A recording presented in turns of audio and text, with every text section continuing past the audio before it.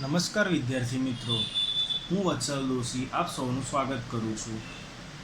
Last video લેક્ચરમાં આપણે સ્વાધ્યાય 3.2 સુધી કમ્પ્લીટ કર્યું હતું, જેમાં લાસ્ટ ટોપિકમાં આપણે બહિષ્કોણના માપનો સરવાળો અને બહિષ્કોણના માપ ઉપરથી બાજુઓની સંખ્યા કેવી રીતે શોધાય તે આપણે સમજ્યા હતા.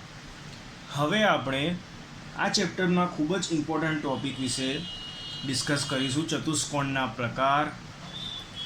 જેમાં છે સૌપ્રથમ સમલંબ ચતુષ્કોણ, બીજો પ્રકાર છે પતંગાકાર ચતુષ્કોણ અને ત્રીજો પ્રકાર છે સમાંતર બાજુ ચતુષ્કોણ.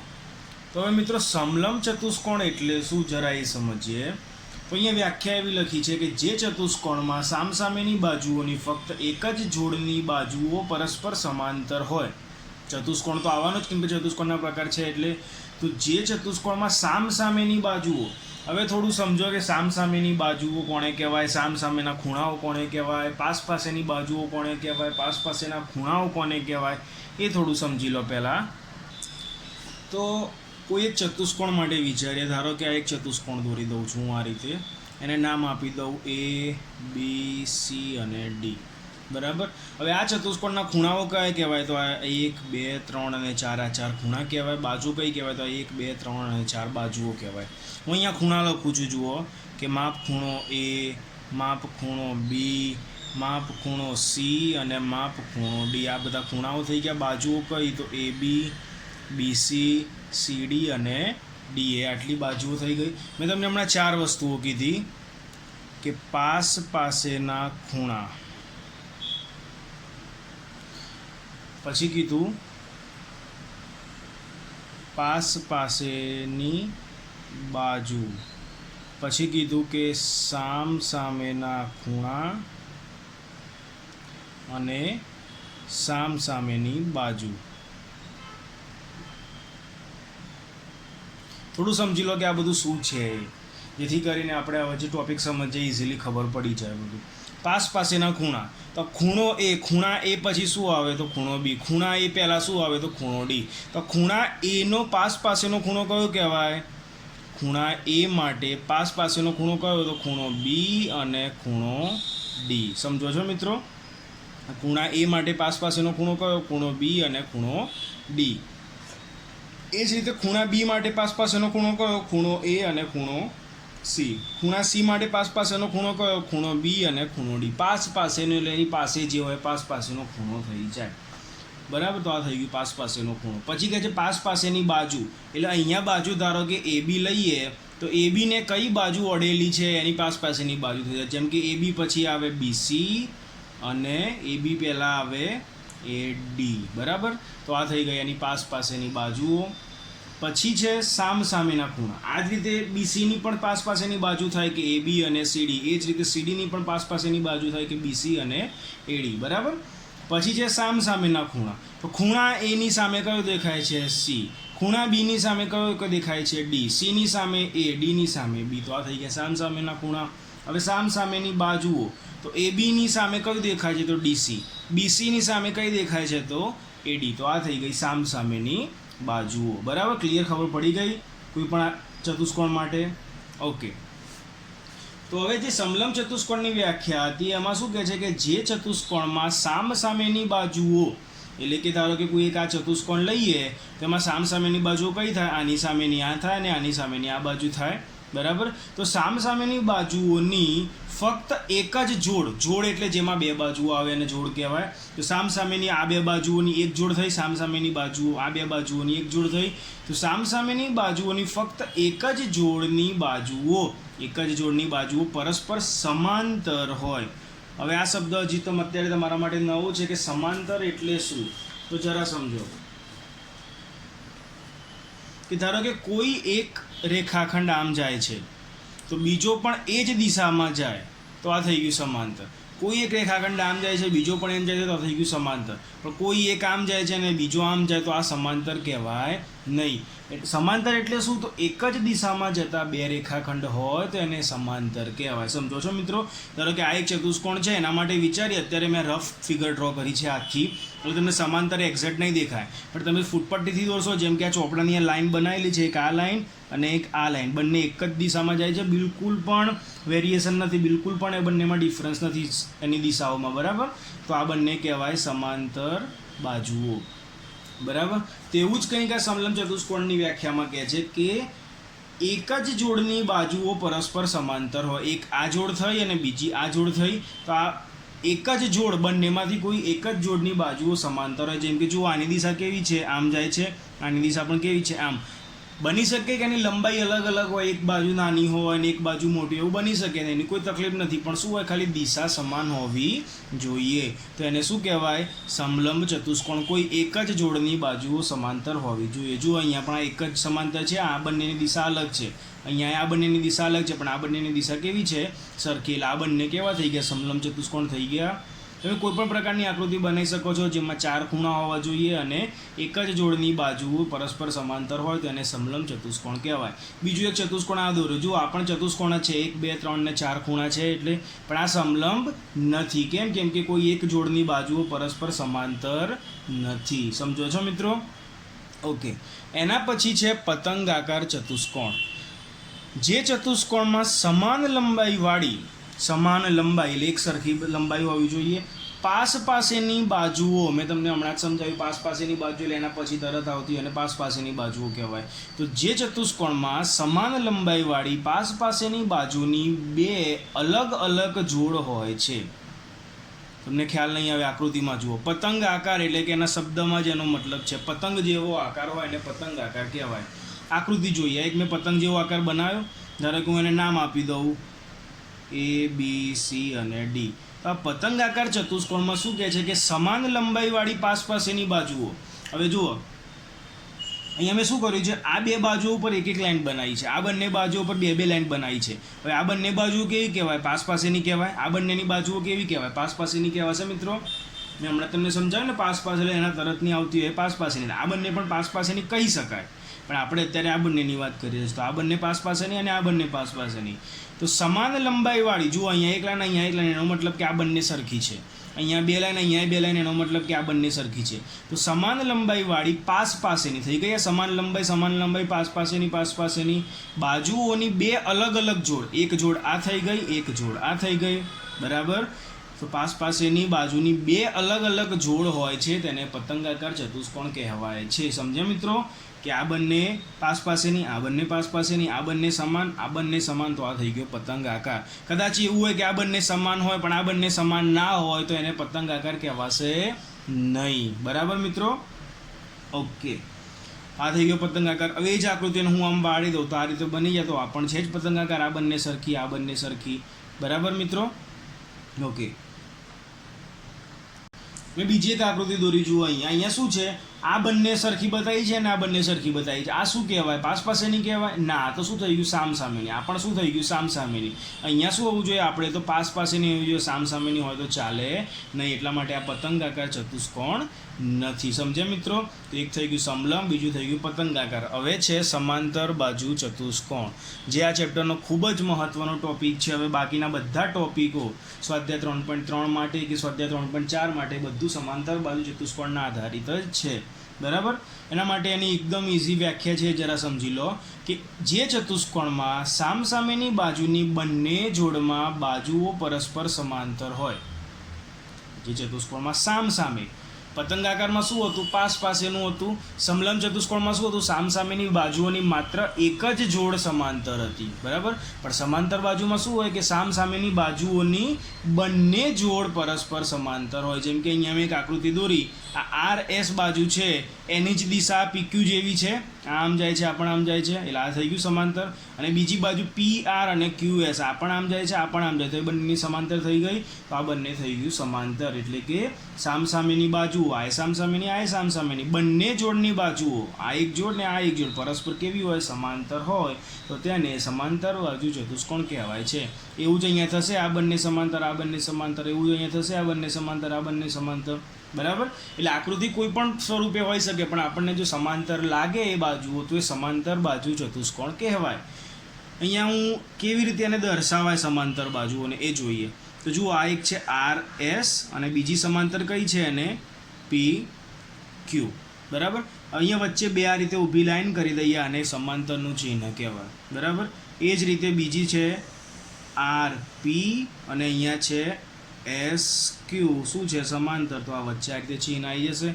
એવું ને એવું અહીંયા ધારો કે DC સમાંતર AB અને બીજું શું થશે? DA સમાંતર CB. અહીંયા મેં DA લખ્યું, કોઈ AD લખે તો પણ ચાલે. બરાબર. નામ આગળ પાછળ થાય તો વાંધો નહીં. DA સમાંતર CB લખે એની જગ્યાએ કોઈ AD સમાંતર BC લખે તો ચાલી જાય. એવું જ અહીંયા કે LM સમાંતર ON, LM સમાંતર ON અને LO સમાંતર MN. આને વંચાય સમાંતર. બરાબર. સમજી ગયા મિત્રો? તો આ હતા ચતુષ્કોણના 3 પ્રકાર: સમલંબ ચતુષ્કોણ, પતંગાકાર ચતુષ્કોણ અને સમાંતર બાજુ ચતુષ્કોણ. હવે છે એના પછી સમાંતર બાજુ ચતુષ્કોણના ગુણધર્મો. બહુ જ મહત્વનો ટોપિક છે સમાંતર બાજુ ચતુષ્કોણના ગુણધર્મો. ધ્યાનથી સમજજો. એમાં છે સૌથી પહેલો કે સમાંતર બાજુ ચતુષ્કોણમાં સામસામેની બાજુઓની લંબાઈ સમાન હોય છે. પહેલું તો સમાંતર બાજુ ચતુષ્કોણની વ્યાખ્યા આપણને ખબર હોવી જોઈએ કે જે ચતુષ્કોણમાં સામસામેની બાજુની બંને જોડની બાજુઓ પરસ્પર સમાંતર હોય તેને સમાંતર બાજુ ચતુષ્કોણ કહેવાય. જેમ કે આ બંને સમાંતર છે અને આ બંને સમાંતર છે. બરાબર. એનો પહેલો ગુણધર્મ છે કે સામસામેની બાજુની લંબાઈ સમાન હોય. સામસામેની બાજુ સમાંતર તો હોય જ. અને બીજું શું કહે છે કે સમાંતર બાજુ ચતુષ્કોણ ક્યારે કહેવાય? જ્યારે એની સામસામેની બાજુઓ સરખી હોય. એટલે આ બંને સામસામેની સરખી હોય અને આ બંને પણ સામસામેની સરખી હોય. પતંગાકારમાં શું હતું? પાસ પાસેની સરખી હોય. સમાંતર બાજુમાં શું હોય? સામસામેની સરખી હોય. ધારો કે આ 5 હોય તો આ 5 હોય, આ 10 હોય તો આ પણ 10 જ હોય. તો અહીંયા મેં લખ્યું છે કે અહીં ચતુષ્કોણ PQR એ શું છે? સમાંતર બાજુ ચતુષ્કોણ છે. અહીંયા શું કહેવાય? PQ સમાંતર SR કહેવાય અને PS સમાંતર QR કહેવાશે. હવે સરખી બાજુઓ કઈ કઈ? તો PQ બરાબર SR. આ PQ બરાબર શું થાય? SR.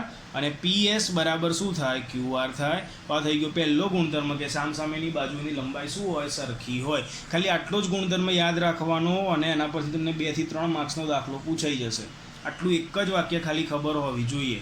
એવા અલગ અલગ 4 ગુણધર્મો છે.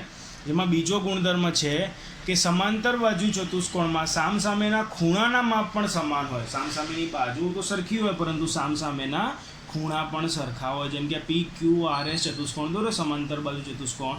એમાં સામસામેના ખૂણા, ધારો કે આ ખૂણો P એનું માપ x લઈ લઈએ તો એની સામેનો ખૂણા R નું માપ પણ શું થાય? x જ થાય. S નું માપ ધારો કે y હોય તો Q નું માપ પણ શું થાય? y જ થાય. એટલે માપ ખૂણો P બરાબર માપ ખૂણો R થઈ ગયા સામસામેના ખૂણાઓ સરખા, અને માપ ખૂણો S બરાબર માપ ખૂણો Q થઈ ગયા સામસામેના ખૂણાઓ સરખા. બરાબર. સમજી ગયા મિત્રો? સમાંતર બાજુ ચતુષ્કોણમાં સામસામેના ખૂણાઓના માપ પણ કેવા હોય? સમાન હોય. આ થઈ ગયો એનો બીજો ગુણધર્મ. એના પછી ત્રીજો ગુણધર્મ છે કે સમાંતર બાજુ ચતુષ્કોણમાં પાસેના ખૂણા એકબીજાના પૂરક હોય છે. હવે પૂરક શબ્દ વાંચીને તમને ખ્યાલ નહીં આવે કે પૂરકનો મતલબ શું. હું તમને સમજાવું હમણાં કે એનો મતલબ શું થાય. પાસેના ખૂણા જુઓ, સામસામેના ખૂણા કેવા? તો સરખા. સામસામેની બાજુઓ કેવી? તો સરખી. પાસેના ખૂણા કેવા હોય? તો પૂરક હોય. એટલે શું? તો સમજો પહેલાં. કોઈ ચતુષ્કોણ લઈ લીધું PQR જે સમાંતર બાજુ છે, એમાં PQ સમાંતર SR, PS સમાંતર QR થાય, જેવું આપણે ઉપર કર્યું એ જ રીતે. પાસેના ખૂણા કયા કહેવાય? તો S નો પાસેનો R કહેવાય, S ની પાસેનો P કહેવાય, R ની પાસેનો S કહેવાય, R ની પાસેનો Q કહેવાય. એવી જ રીતે Q અને P માટે પણ થાય. તો પાસેના ખૂણા પૂરક એટલે પાસેના ખૂણાઓના માપનો સરવાળો 180 થાય છે. એનો મતલબ એવો થાય જેમ રૈખિક જોડના ખૂણા એટલે અંદરનો ખૂણો વત્તા બહારના ખૂણાના માપનો સરવાળો 180 થતો હતો ને, અંતઃકોણ વત્તા બહિષ્કોણ બરાબર 180. એવું જ કંઈ અહીંયા સમાંતર બાજુ ચતુષ્કોણ માટે પાસેના જે પણ ખૂણા હોય એ બંનેના માપનો સરવાળો કેટલો થાય? ખૂણાના માપનો સરવાળો 180 થાય. કેવી રીતે? તો જુઓ, માપ ખૂણો P વત્તા Q, આ P ની સાથે કયો છે? Q. P વત્તા Q બરાબર 180. કોઈ એમ કે સાહેબ P વત્તા S બરાબર, હા તો એ પણ થાય 180. એ જ રીતે ક્યુ વત્તા આર બરાબર 180, એ જ રીતે આર વત્તા એસ બરાબર 180 અને એ જ રીતે એસ વત્તા પી બરાબર 180. માપ ખૂણાની વાત છે, બરાબર. એટલે પાસ પાસેના ખૂણા કેવા હોય? પૂરક હોય. એનો મતલબ કે પાસ પાસેના ખૂણાઓના માપનો સરવાળો કેટલો થશે મિત્રો? 180 અંશ થશે. તો આ થઈ ગયો ત્રીજો ગુણધર્મ. અને ચોથો અને છેલ્લો ગુણધર્મ છે સમાંતર બાજુ ચતુષ્કોણનો, કે સમાંતર બાજુ ચતુષ્કોણના વિકર્ણ એકબીજાને તેમના છેદબિંદુમાં જ દુભાગે છે. હવે વિકર્ણ આપણે સમજ્યા હતા, બરાબર. સ્વાધ્યાય 3.1 પહેલાના જે થિયરી ભણ્યા હતા એમાં વિકર્ણો સમજ્યા હતા કે કોઈ ચતુષ્કોણ લઈ લઈએ સમાંતર બાજુ, એના વિકર્ણો બનાવી દઉં. જેમ કે એક આ વિકર્ણ બનાવી દઉં અને બીજો આ વિકર્ણ બનાવી દઉં, બરાબર. તો આ થઈ ગયા એના વિકર્ણો. તો શું કહે છે? સમાંતર બાજુ ચતુષ્કોણના વિકર્ણો તેમના છેદબિંદુ, આ વિકર્ણ ક્યાં છેદે છે? અહીંયા છેદે છે. ધારો કે હું એને નામ આપી દઉં એક્સ, એ નામ આપી દઉં. ચલો, કોઈ પણ નામ આપી શકો છો, બરાબર. તો ધારો કે આ સમાંતર બાજુ ચતુષ્કોણના બે વિકર્ણો, એક વિકર્ણ છે પી આર અને બીજો વિકર્ણ છે ક્યુ એસ, એ બંને એક બિંદુ એટલે કે એ બિંદુમાં છેદે છે, દુભાગે છે. એનો મતલબ શું? દુભાગેનો મતલબ એવો થાય કે એ બે જે વિકર્ણો જે બિંદુએ દુભાગે ત્યાંથી એ જે આખો રેખાખંડ હોય એના બે અડધા અડધા ભાગમાં, બે સરખા ભાગમાં વિભાજન કરે. ધારો કે આખો વિકર્ણ આ જે પીઆર છે એ પીઆરનું માપ ધારો કે 10 હોય તો આ છેદ બિંદુથી આ બાજુ 5 થાય ને અહીંથી આ બાજુ 5 થાય. ધારો કે આ એસ ક્યુનું માપ 20 હોય તો આ બાજુ અડધું 10 થાય ને આ બાજુ અડધું 10 થાય, બરાબર મિત્રો, સમજો છો? તો આ થઈ ગયું વિકર્ણ એકબીજાને તેમના છેદ બિંદુમાં દુભાગે છે. તો શું અહીંયા લખ્યું છે કે ચતુષ્કોણ PQR એ સમાંતર બાજુ છે. કઈ કઈ બાજુ સમાંતર છે એ લખ્યું. એના પછી લખ્યું કે વિકર્ણો PR અને QS, વિકર્ણો PR અને QS એકબીજાને બિંદુ A માં દુભાગે છે. એનો મતલબ કે મેં કીધું ને કે અડધા અડધા ભાગ થઈ જાય, કે ધારો કે આ અડધો PA અને આ અડધો AR, તો PA અને AR કેવા થઈ જાય? સરખા થઈ જાય. અડધા અડધા ભાગ થઈ ગયા, સરખા થઈ ગયા. અને આ બીજો SA અને AQ, તો SA અને AQ સરખા થઈ ગયા મિત્રો. બીજી રીતે વિચારીએ કે ધારો કે 10ના અડધા કરીએ તો 5 અને 5 થાય, તો આપણે એવું લખી શકીએ 5 + 5 = 10. એવું જ અહીંયા કે આ PR ના બે ભાગ પડી ગયા, PA અને AR, તો એવું લખાય PR = PA + AR. એવું જ અહીંયા SQ માટે તો SA + AQ લખાય, તો SA + AQ = SQ. તો આ વાત હતી મિત્રો, વિકર્ણો પરસ્પર દુભાગે છે. હવે ઉદાહરણ 3, જે આપણે આ ગુણધર્મો ભણ્યા, 4 ગુણધર્મ. સૌથી પહેલો હતો કે સામસામેની બાજુઓના માપ સમાન હોય, બીજો હતો સામસામેના ખૂણાઓના માપ સમાન હોય, ત્રીજો હતો કે પાસ પાસેના ખૂણાઓ પૂરક હોય, અને ચોથો ગુણધર્મ હતો કે વિકર્ણ એકબીજાને તેમના છેદબિંદુમાં દુભાગે છે, બરાબર. તો એ 4 ગુણધર્મોના આધારિત 4 ઉદાહરણ છે અને એના પછી આપણે સ્વાધ્યાય 3.3 જોઈશું. તો પહેલું ઉદાહરણ છે, એમાં ઉદાહરણ 3 કે આકૃતિમાં દર્શાવેલ સમાંતર બાજુ ચતુષ્કોણ PQRS ની પરિમિતિ શોધો. પરિમિતિ આવે એટલે શું? કે બધી જ બાજુઓના માપનો સરવાળો. તમે આગળ 7મા ધોરણમાં ભણી ગયા. પરિમિતિ એટલે શું? કે કોઈ પણ ચતુષ્કોણ હોય કે ત્રિકોણ હોય કે પંચકોણ હોય, કોઈ પણ પ્રકારનો બહુકોણ હોય, એની બધી જ બાજુઓના માપનો સરવાળો કરીએ એને પરિમિતિ કહેવાય. અહીંયા એક આપી દીધો ચતુષ્કોણ PQRS જે કેવો છે? સમાંતર બાજુ છે. હવે એમાં માપ આપ્યું છે કે PQ = 12 અને QR = 7. બધી બાજુઓના માપ ખબર હોય ત્યારે જ એનો સરવાળો કરીએ તો જ એની પરિમિતિ મળે. હવે બધી બાજુના માપ તો અહીંયા ખબર નથી, ખાલી બે જ બાજુના માપ આપે છે. પરંતુ અહીંયા આપણને એક વસ્તુ કહી દીધી છે કે અહીંયા શું છે? સમાંતર બાજુ ચતુષ્કોણ છે. કે સમાંતર બાજુ હોય તો પહેલો જ ગુણધર્મ કે સામસામેની બાજુ કેવી હોય? સરખી હોય. આ 12 હોય તો આ પણ 12, આ 7 હોય તો આ પણ 7. તો એવું જ અહીંયા લખી દેવાનું જે આપણે વિચાર્યું કે સમાંતર બાજુ ચતુષ્કોણમાં સામસામેની બાજુના માપ સમાન હોય છે, માટે PQ = SR. PQ કેટલા છે? 12, તો SR પણ કેટલા થઈ ગયા? 12 થઈ ગયા. એ જ રીતે આ QR = PS, તો QR = PS. QR કેટલા છે? 7, તો PS પણ કેટલા થઈ ગયા? 7. એટલે ચારે બાજુના માપ મળી ગયા. તો હવે સીધું જ કે ચતુષ્કોણ PQRS ની પરિમિતિ બરાબર PQ + QR + RS + PS. PQ એટલે છે 12, QR એટલે છે 7, RS એટલે આવ્યા 12. અહીંયા SR લખ્યા કે RS લખ્યા, બંનેનો મતલબ એક જ છે, બરાબર. PS એટલે 7, બધાનો સરવાળો કર્યો તો આવી ગયા 38 સેમી, બરાબર. તો આ ગુણધર્મ લખ્યો હશે તો જ આમાં પૂરેપૂરા માર્ક્સ મળશે. જો આ ગુણધર્મ લખ્યા વગર સીધું લખશો તો માર્ક્સ કાપાવવાની પૂરેપૂરી શક્યતા છે. બરાબર. એટલે જો પૂરેપૂરા માર્ક્સ મેળવવા હોય તો આ રીતે ગુણધર્મ અવશ્ય લખવો પડશે. બરાબર મિત્રો. એના પછી છે ઉદાહરણ 4. આકૃતિમાં BEST એક સમાંતર બાજુ ચતુષ્કોણ છે તો XYZ શોધો. અહીંયા એક આકૃતિ આપી છે, એમાં ચતુષ્કોણનું નામ આપ્યું છે BEST, જે સમાંતર બાજુ ચતુષ્કોણ છે. તો એમાં અહીંયા ક્યાંક X આપ્યો છે, ક્યાંક Y આપ્યો છે અને ક્યાંક Z આપ્યો છે. બધાના માપ શોધવાના છે. તો શું છે જોઈએ કે ખૂણા બીનું માપ 100 આપ્યું છે, બીજા કોઈ પણ ખૂણાનું માપ આપ્યું નથી.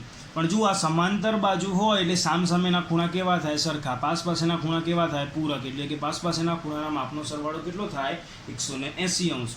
તો શરૂઆત કરીએ કે સમાંતર બાજુ ચતુષ્કોણમાં સામસામેના ખૂણા સમાન હોય છે, આટલું લખી દેવાનું. પછી કયા કયા છે? તો માપ ખૂણો B અને માપ ખૂણો S. તો માપ ખૂણો B બરાબર માપ ખૂણો S. માપ ખૂણા બીનું માપ છે 100 બરાબર માપ ખૂણા S કેટલો છે? X. તો અહીં લખી દીધું કૌંસમાં સામસામેના ખૂણા.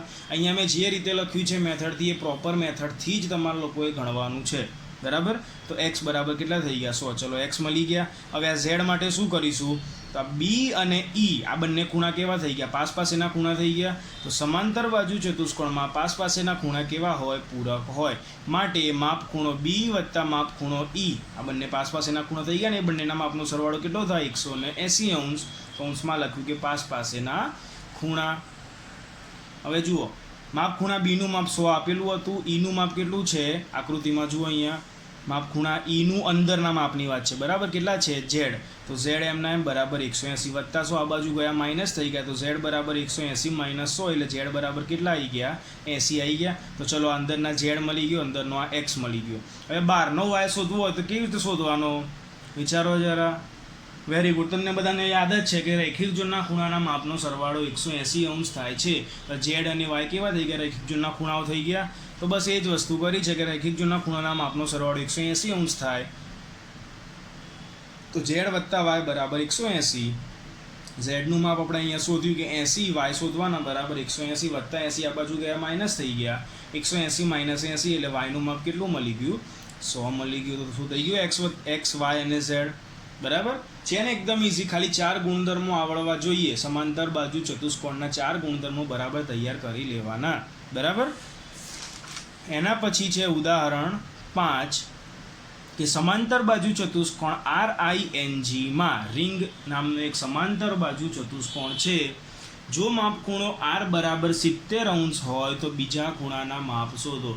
મિત્રો જુઓ, રકમમાં સમાંતર બાજુ ચતુષ્કોણ છે એવો શબ્દ આપ્યો હોય ત્યારે જ એના ગુણધર્મનો અહીંયા ઉપયોગ કરવાનો. બરાબર. તો અહીંયા છે સમાંતર બાજુ શબ્દ. તો અહીંયા શું કહે છે કે માપ ખૂણો R, આ એક ચતુષ્કોણ છે RIN, જેમાં માપ ખૂણો R 70 હોય તો બીજા બધા ખૂણાના માપ શોધો.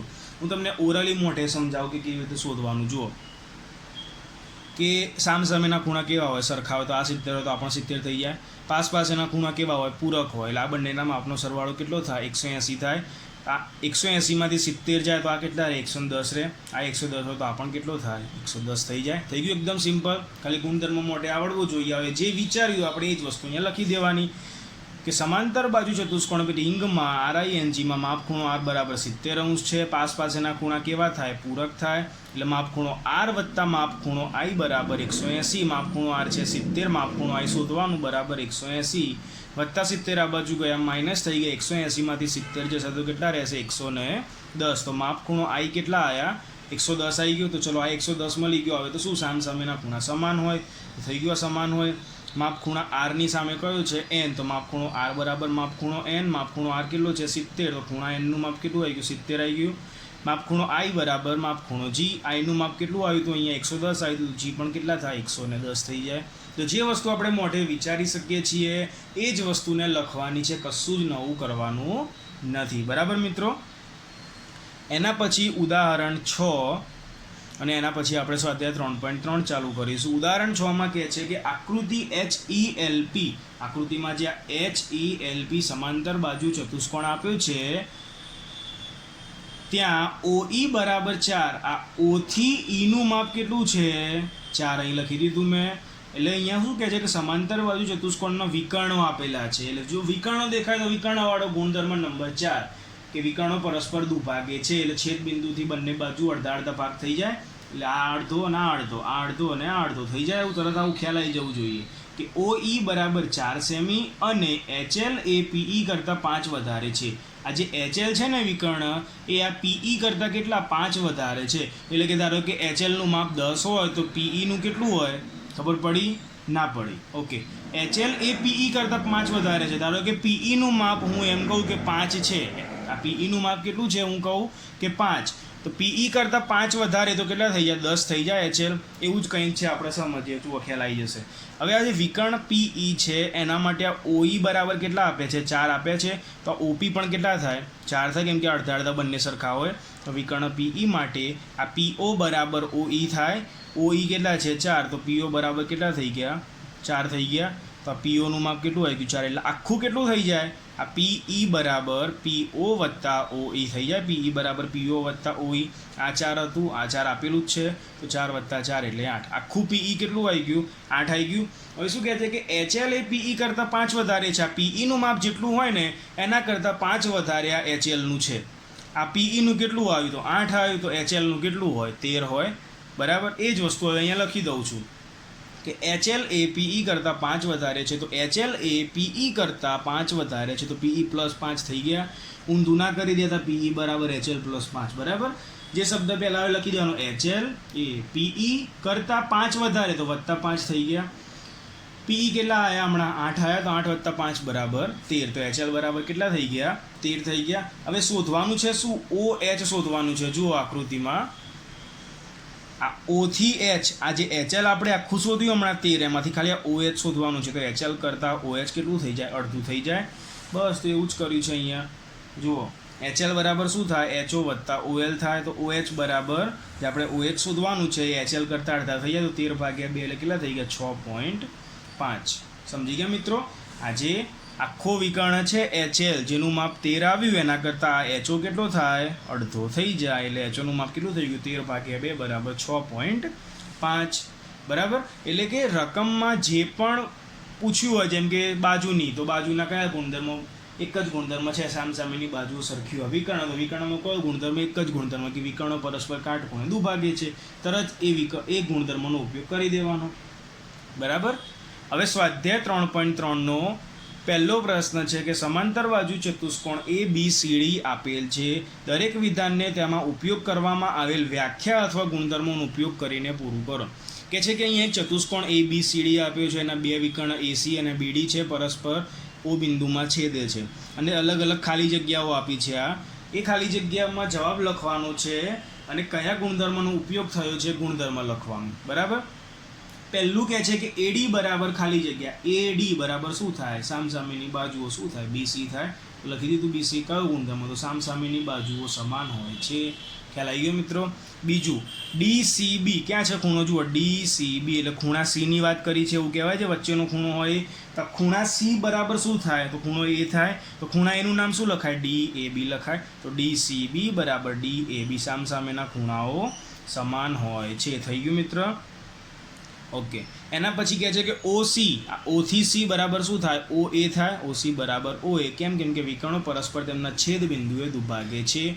એના પછી કહે છે કે માપખૂણો DAB, આ માપખૂણો DAB વત્તા CDA, DAB વત્તા CDA, એટલે DAB એટલે ખૂણા A ની વાત છે, વચ્ચેનો ખૂણો A એટલે ખૂણો A, વત્તા CDA એટલે ખૂણા D ની વાત છે. A અને D કેવા ખૂણા થઈ ગયા? પાસ પાસેના ખૂણા થઈ ગયા. તો પાસ પાસેના ખૂણાઓ કેવા હોય? પૂરક હોય. તો જવાબમાં શું આવશે? બરાબર 180. આ ખાલી જગ્યા છે અહીંયા. બરાબર. તો ખાલી જગ્યામાં જવાબ શું આવશે? 180. ખ્યાલ આવી ગયો? કેમ? કેમ કે આ બંને પાસ પાસેના ખૂણા થઈ ગયા જે પૂરક હોય. એના પછી હવે થોડા દાખલા ચાલુ થશે જે હમણાં આપણે ઉદાહરણમાં ગણ્યા સેમ એના જેવા જ છે. પ્રશ્ન 2માં એમાં છે પહેલો જ પ્રશ્ન 2માં કે નીચેના સમાંતર બાજુ ચતુષ્કોણમાં x, y અને z ના મૂલ્યો શોધો. અહીંયા કહી દીધું છે કે પ્રશ્ન 2માં જેટલા પણ અંદર દાખલા છે બધા સમાંતર બાજુ ચતુષ્કોણ તો છે જ, એટલે એના 4 ગુણધર્મો તો આવશે, જે પાકું થઈ ગયું. એમાં x, y અને z જે આપેલા હોય એની કિંમત શોધવાની છે. આ પહેલી જ આકૃતિ છે. એમાં શું કહે છે કે ABCD આપેલું છે ચતુષ્કોણ. કદાચ નામ ના આપ્યા હોય ચોપડીમાં તો આપણે આપણા પ્રમાણે નામ આપી શકીએ છીએ. અહીંયા આ ખૂણો 100નો છે, આ x છે, આ y છે ને આ z છે, જે શોધવાના છે.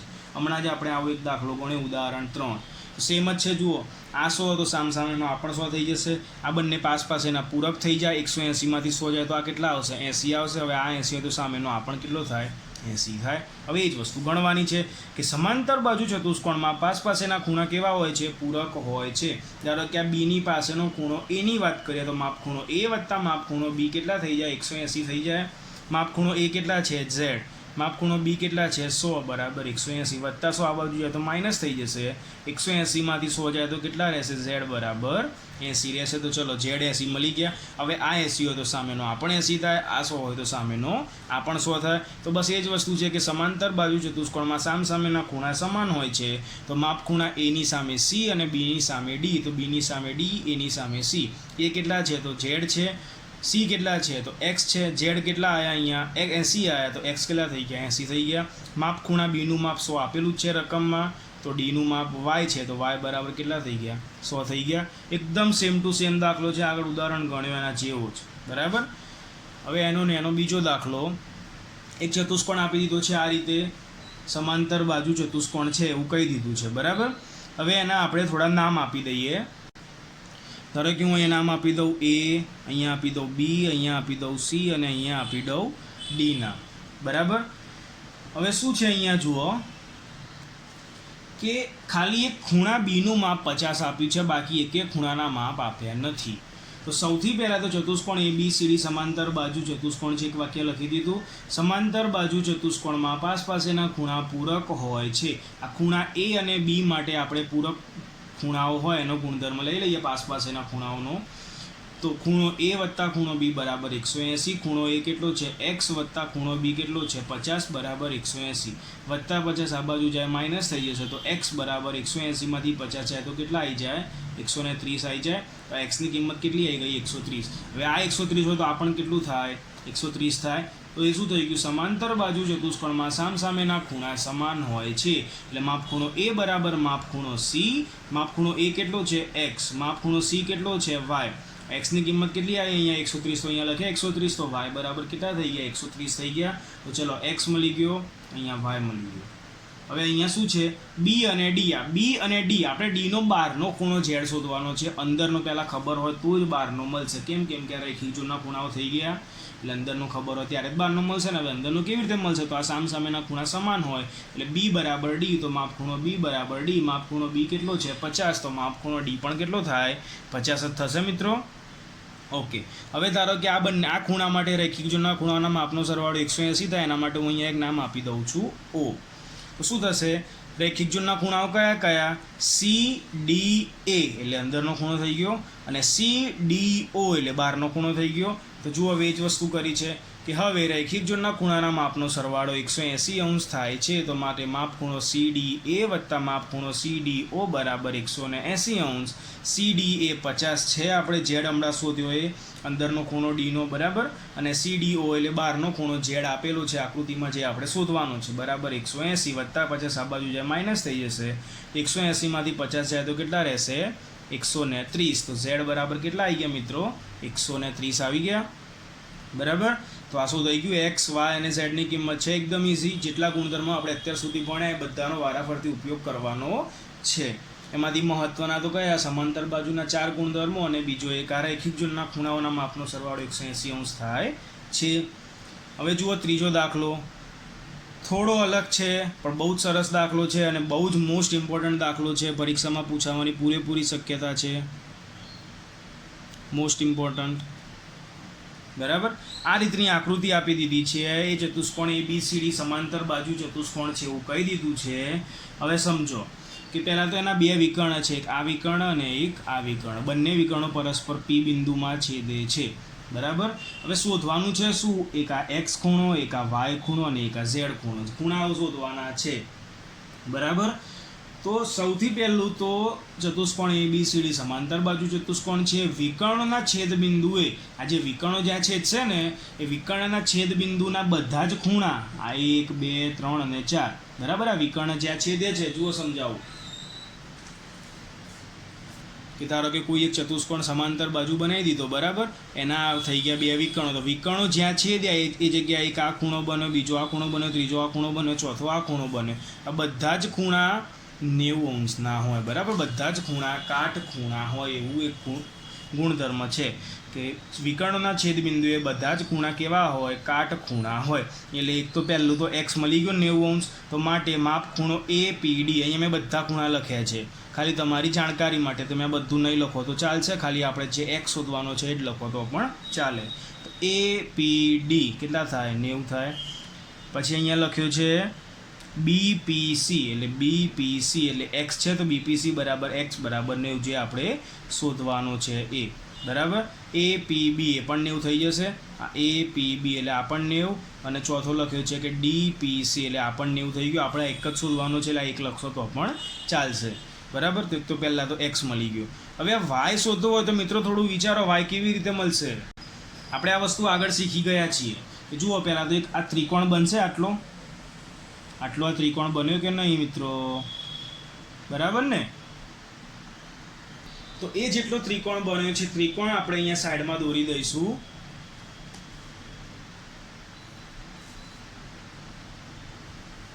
તો આ દોરાઈ ગયો ત્રિકોણ. એ ત્રિકોણનું નામ આપી દઈએ. શું નામ હતું? આ જે ઉપરનું ત્રિકોણ છે એની વાત કરું છું. અહીંયા છે બી, અહીંયા નીચે છે પી, અને અહીંયા છે સી. આ બીનો ખૂણો કેટલો છે? વાય છે, બરાબર. આ પીનો ખૂણો કેટલો હતો? એક્સ હતો. અને આ ખૂણો કેટલો છે? 30 આપેલો છે. હવે એક્સ તો આપણને મળી ગયો, કેટલો છે? 90. હવે વાય શોધો તો ત્રિકોણના ત્રણે ખૂણાના માપનો સરવાળો કેટલો થાય? 180 થાય. આપણે 3.1માં ભણી ગયા, n - 2 ગુણ્યા 180 પરથી, બરાબર. તો ત્રિકોણના ત્રણે ખૂણાના માપનો સરવાળો 180 થાય. ત્રિકોણનું નામ શું છે? BPC. તો અહીંયા લખી દીધું BPC. તો માપ ખૂણો B વત્તા માપ ખૂણો P વત્તા માપ ખૂણો C બરાબર 180. માપ ખૂણો B કેટલો છે? તો y. P કેટલો છે? x એટલે 90 હતો, બરાબર. અને C કેટલો આપેલો છે? 30 આપ્યો છે, બરાબર 180 અંશ. હવે જુઓ, y એમના એમ, આ 90 વત્તા 30 એટલે કેટલા થઈ જશે?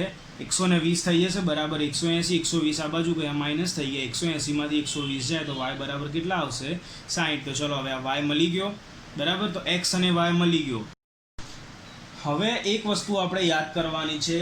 ખૂણાઓ તમે ભણ્યા હશો, યુગ્મકોણ, અનુકોણ, બરાબર. તો એમાં એક યુગ્મકોણની જોડના ખૂણાઓનો અહીંયા ઉપયોગ થશે. કે જુઓ, કોઈ એક આકૃતિ બનાવી દઉં હું. આ સમાંતર બાજુ ચતુષ્કોણ બનાવી દીધો. અહીંયા એક આ વિકર્ણ થઈ ગયા.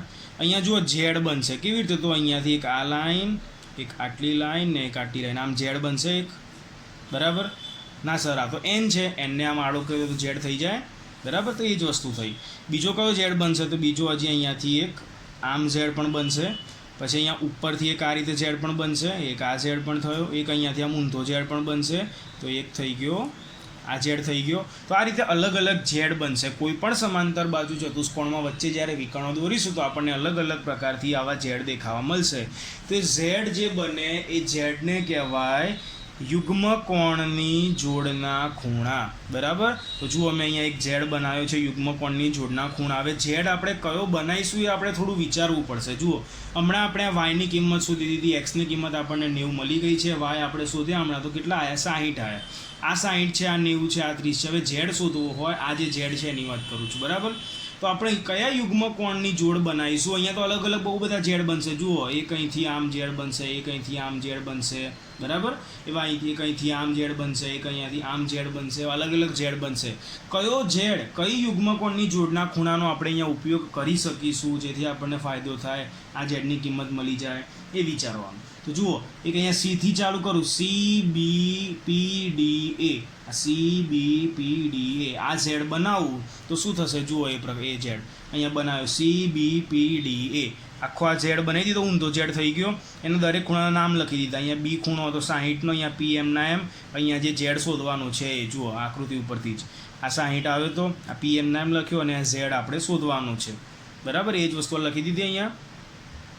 હવે યુગ્મકોણની જોડના ખૂણા માટે ઝેડ બનાવીએ. યુગ્મકોણની જોડના ખૂણા કયા છે આમાંથી? હવે એવું સમજાવું તમને. એક તો આ CBP, અડધો ઝેડ આટલે થઈ ગયા તો CBP ખૂણો, અને બીજો ખૂણો PDA. CBP આટલે સુધી અડધો ઝેડ થઈ ગયો, અને એટલે એક ખૂણો પતી ગયો, અને બીજો ખૂણો આવશે PDA. આ બંને ખૂણાઓ જે છે એ કહેવાય યુગ્મકોણની જોડના ખૂણા. અહીંયા મેં લખ્યું કે CBP અને એડીપી લખો કે પીડી એ લખો, બંનેમાં વચ્ચે તો ડી જવાનું છે. તો એડીપી આ બંને કેવા કહેવાય? યુગ્મકોણની જોડના ખૂણા છે. એટલે યુગ્મકોણની જોડના ખૂણા હંમેશા કેવા હોય? સરખા હોય. આ ખૂણો જેટલાનો હોય એટલાનો જ આ ખૂણો થાય. તો સીબીપી બરાબર એડીપી. સીબીપી કેટલા છે? 60 અને એડીપી કેટલા હતા? ઝેડ હતા. તો ઝેડ બરાબર કેટલા આવી ગયા? 60 આવી ગયા. તો આ થઈ ગયો આપણો આન્સર. બરાબર. તો આ વસ્તુ શીખવાની હતી આમાં ખાસ, યુગ્મકોણની જોડના ખૂણા. એના પરથી જ તમે આ ઝેડ શોધી શકશો. બરાબર. તમારી ચોપડીમાં આ ટોપિક નથી થિયરીમાં, પણ દાખલામાં આ વસ્તુની જરૂર પડે છે. બરાબર. એટલે આ ખાસ યાદ રાખજો. એના પછી છે ચોથો દાખલો કે ચતુષ્કોણ ABCD આ રીતે આપ્યો છે. સમાંતર બાજુ ચતુષ્કોણ છે, એમાં કોઈ એક ખૂણો 80 આપ્યો છે, બાકીના x, y ને z શોધવાના છે. આ દાખલો આપણે હમણાં જ એક દાખલો ગણ્યો એના જેવો છે કે આ પાસ પાસેના ખૂણા પૂરક હોય ત્યાંથી શરૂઆત કરીએ. તો પાસ પાસેના ખૂણા પૂરક હોય ત્યારે ચલો આ લીધા છે મેં ગણતરીમાં, તો એના માટે વિચારીએ, પણ પૂરક જ થશે. તો C વત્તા D, માપખૂણો C વત્તા માપખૂણો D બરાબર 180. માપખૂણો C કેટલો છે શોધવાનો, માપખૂણો D કેટલો છે 80 બરાબર 180. તો માપખૂણો C બરાબર આ 80 આ બાજુ ગયા માઇનસ થઈ ગયા, તો કેટલા આવી ગયા? 100 આવી ગયા. તો C નો અંદરનો ખૂણો કેટલો આવી ગયો? 100 નો આવી ગયો. હવે અંદરનો હોય તો બહારનો મળી જાય એક જોડના ખૂણા ઉપરથી, અને આ અંદરનો 100 મળ્યો તો આ પણ 100, આ 80 છે તો આ પણ 80. એટલે કયો ગુણધર્મ આવશે? સમાંતર બાજુ ચતુષ્કોણમાં સામસામેના ખૂણા સમાન હોય છે. તો માપખૂણો A બરાબર માપખૂણો C નો અંદરનો ખૂણો, અને માપખૂણો B બરાબર માપખૂણો D. તો x કેટલા આવી ગયા? આ 100 છે તો આ પણ 100 થઈ ગયા. અને y કેટલા આવી ગયા? આ 80 છે તો આ પણ 80 થઈ ગયા. એટલે y બરાબર 80. હવે ખૂણા C નો બહારનો ખૂણો શોધવો છે આપણે, તો રેખિક જોડના ખૂણાઓ થઈ ગયા. તો રેખિક જોડના ખૂણાઓના માપનો સરવાળો 180 થાય. અહીંયા બહાર નામ આપી દીધું P. બરાબર. તો કયો ખૂણો થઈ જશે? PCB. માપખૂણો PCB જુઓ વત્તા માપખૂણો DCB બરાબર 180. PCB એટલે બહારનો ખૂણો છે Z, અંદરનો ખૂણો છે 100 બરાબર 180. તો Z બરાબર 180 માઇનસ 100 એટલે કેટલા આવી ગયા? Z બરાબર 80. તો આ થઈ ગયો X, આ થઈ ગયો Y, અને આ થઈ ગયો Z. ખ્યાલ આવી ગયો? સેમ આગળના જેવો જ દાખલો છે એટલે હું થોડો ઝડપી ગયો છું. બરાબર. તમને ખ્યાલ આવી જશે. ગુડ. એના પછી છે પાંચમો દાખલો આ જ પ્રશ્નનો, કે આ રીતે ચતુષ્કોણ આપી દીધું છે જે સમાંતર બાજુ છે એવું કીધું છે. એના નામ નથી આપ્યા ચોપડીમાં, પણ આપણે અહીંયા નામ આપી દીધા આપણા પ્રમાણે કે ABCD નામ છે એના, જ્યાં આપણે x, y, z કયા છે એ શોધવાના છે. x, y અને z શોધવાના છે. તો હવે વિચારીએ આપણે. જો આ y તો શું થશે? હવે આ D ખૂણો જે છે 112, તો સામસામેના ખૂણા સરખાયેલા y પણ 112 થઈ જશે. બરાબર. તો સમાંતર બાજુ ચતુષ્કોણ ABCDમાં સામસામેના ખૂણા સમાન હોય છે. એટલે આ ખૂણો D, એટલે આ ખૂણો D જો 112 હોય તો આ y પણ થઈ ગયો 112. એટલે માપખૂણો B બરાબર માપખૂણો D. B કેટલો છે? y. D કેટલો છે? 112. તો y બરાબર થઈ ગયો 112. બરાબર મિત્રો. હવે આપણે જો આ y મળી ગયો, આ એક ત્રિકોણ બની ગયો ABC ત્રિકોણ. ત્રિકોણના ત્રણેય ખૂણાના માપનો સરવાળો 180 થાય. એક ખૂણો 40, બીજો ખૂણો 112, તો ત્રીજો ખૂણો x મળી જાય. તો બસ એ જ વસ્તુ કરી છે કે ત્રિકોણ ABCમાં બધા જ ખૂણાના માપનો સરવાળો 180 અંશ થાય છે. ABC ત્રિકોણ દોર્યો, આ ખૂણો છે 40, આ ખૂણો અહીંયા આપણે હમણાં શોધ્યો 112, અને આ ખૂણો છે x. બરાબર. તો માપખૂણો A વત્તા માપખૂણો B વત્તા માપખૂણો C બરાબર 180. માપખૂણા A નું માપ 40 આપેલું છે, તો 40 વત્તા માપખૂણા B નું માપ આપણે અહીંયા 112 શોધ્યું 112, વત્તા માપખૂણા C નું માપ x જે આપણે શોધવાનું છે બરાબર 180. 40 વત્તા 112 એટલે 152 વત્તા x બરાબર 180. 152 જમણી બાજુ જશે તો માઇનસ થઈ જશે. 180 માંથી 152 જાય તો કેટલા આવશે? 28. તો x નું માપ કેટલું આવી ગયું? 28 આવી ગયું મિત્રો. તો જુઓ y 112 મળી ગયા, x 28 થઈ ગયો. હવે z શોધવા માટે તો અહીંયા એક આ z બની ગયો, યુગ્મકોણની જોડના ખૂણા, જે આપણે અગાઉના દાખલામાં કર્યું એ જ રીતે. તો બસ એ જ વસ્તુ છે, આ z બનાવ્યો BCAD. બરાબર. હવે BCAD માટે યુગ્મકોણની જોડના ખૂણા જોઈએ તો શું થશે? BCA એટલે એક આ ખૂણો થઈ ગયો, અને CAD એટલે આ બીજો ખૂણો થઈ ગયો. BCA નું માપ કેટલું છે? x, અને CDA નું માપ કેટલું છે? z. તો x બરાબર z, અને x કેટલું આવ્યું? તો અહીંયા 28 આવ્યું, તો 28 બરાબર z. તો z બરાબર પણ કેટલા થાય? 28. x બરાબર કેટલા થઈ ગયા? 28. અને y બરાબર કેટલા આવ્યા હતા? 180. 12. તો મિત્રો આટલે સુધી રાખીએ છીએ આ વિડીયો લેક્ચરમાં. બાકીનું જે સ્વાધ્યાય 3.3ના જે નેક્સ્ટ દાખલા બાકી છે આપણે આ નેક્સ્ટ લેક્ચરમાં જોઈશું. આશા રાખું છું કે તમને બધાને ખ્યાલ આવી ગયો હશે. Thank you.